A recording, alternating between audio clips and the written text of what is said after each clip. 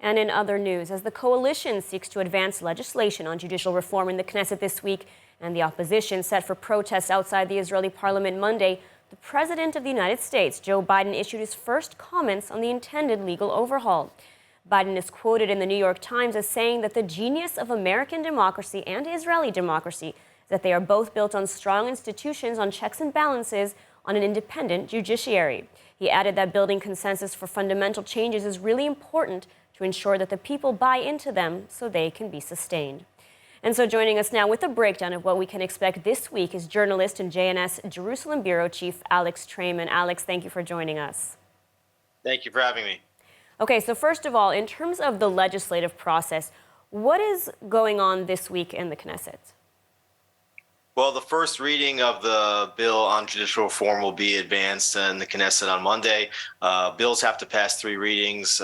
In between each of the readings, usually there's significant debate on the nature of the proposals themselves, and many times the actual legislation that's passed looks very little like the legislation that is brought for first reading. So the first reading will commence, and then we'll go through the normal legislative process from there. And the coalition, has a clear majority in the Knesset, so the legislation will most likely pass in its current form. Is that correct?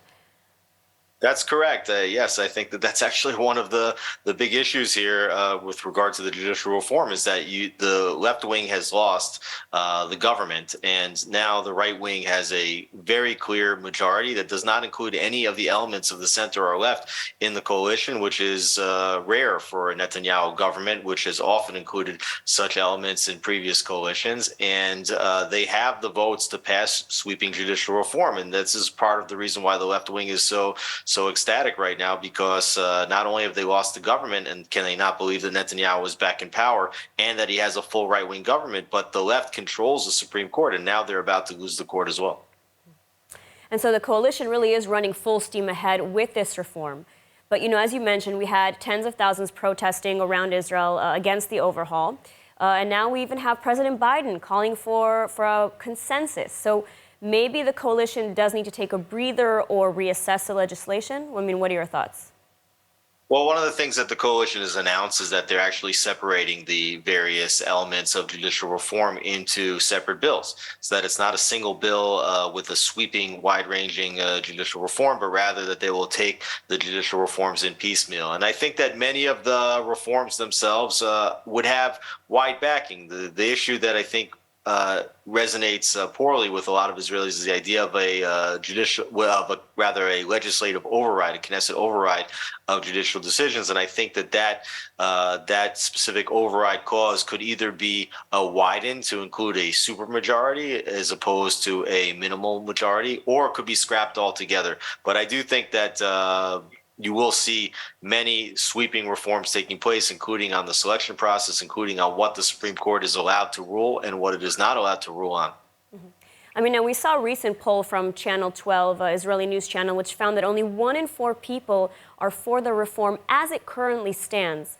Although, if you look into the past in terms of even the people who are sitting in the opposition now, there is sort of a wide consensus that reforms do need to take place.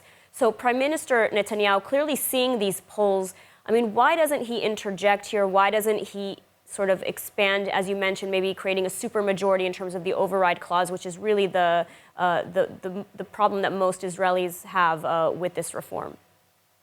Right. I think if you look at the polls, the polls are authored in such a way as to not give the respondents the issue of the opportunity to agree or disagree with specific proposals in the reforms. Now, you have a difficult situation here with Netanyahu himself because as part of a conflict of interest proposal that was put forth by the Attorney General, Netanyahu himself is not even supposed to advance judicial reform. So you don't really hear him talking about it.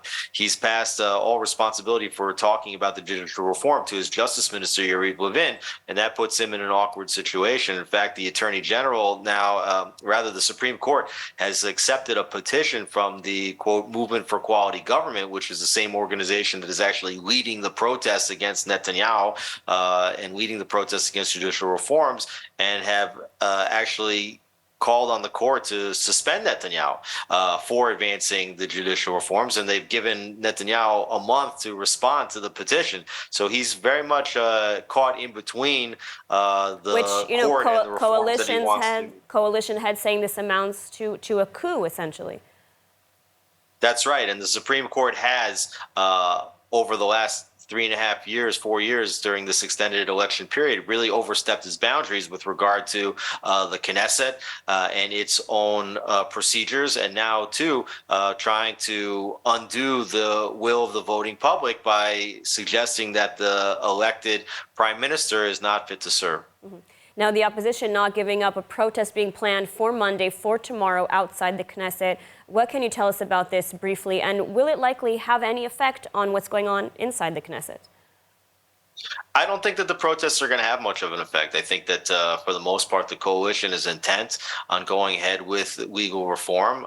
They've been since the moment that they've stepped into office, and these protest movements now they appear to be on the basis of judicial reform. But let's not forget that during COVID, when we had pretty strict lockdowns and you weren't allowed to go more than 500 meters from your house, there were two things you could do. You can go to the supermarket to buy food, or you can go to an anti-Netanyahu protest. And this was before the issue of judicial reform was raised. So this is basically an extension of those same anti-Netanyahu protests, but yet they have focus tested the idea of judicial reform, and that seems to have caught a lot of headwind in the polling. And so now they're protesting judicial reform. But let me tell you, if they would put judicial reform to rest or delay it, and then the coalition would start advancing something else, you probably see the same protests again.